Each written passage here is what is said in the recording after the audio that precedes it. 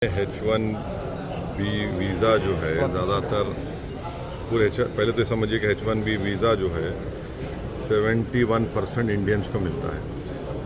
उसमें से बहुत बड़ा शेयर होता है तेलंगाना आंध्रा के जो टेकीज़ होते हैं।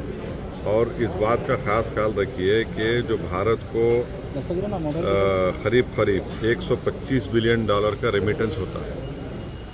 अब अगर आइंदा से जिस किसी को भी H1B वीज़ा मिलेगा और उसके एम्प्लॉयर्स को कहा जाए कि भाई $1,00,000 आप जमा करवाइए, तो फिर इसका डायरेक्ट असर हमारे भारत के लोगों को पड़ेगा, नौजवानों को जो बड़ी मेहनत करते हैं और बड़े इदारों में कॉलेजेस में जाकर अपनी तालीम को मुकम्मल करते हैं और उसका बुरी तरह असर पड़ेगा।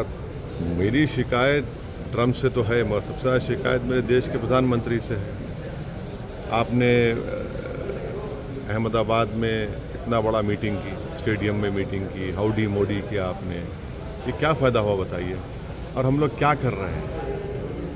मैं कोई पॉलिटिकल पॉइंट स्कोर करना नहीं चाह रहा हूँ, मगर भारत सरकार को और ख़ासतौर से मोदी सरकार को सोचना चाहिए कि ये सब जो पाकिस्तान का मिलिट्री चीफ जाकर खाना खाता है ट्रम्प के साथ, फिर हमारे पड़ोस में हम देखते हैं कि पाकिस्तान और यूएस का ट्रेड एग्रीमेंट हो जाता है, ये सब इससे हो क्या रहा है? और फिर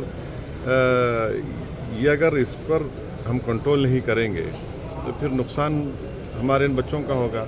और हम ये उम्मीद करते हैं कि हमारे जितने ट्रेड एग्रीमेंट्स, करीब 16 या 18 ट्रेड एग्रीमेंट्स हम डी-डॉलराइजेशन करके रुपीज़ में दे रहे हैं, वो करने की ज़रूरत है। और बिल्कुल हम सकम ना करें ये अमेरिका की ट्रम्प सरकार की ब्लैकमेलिंग को।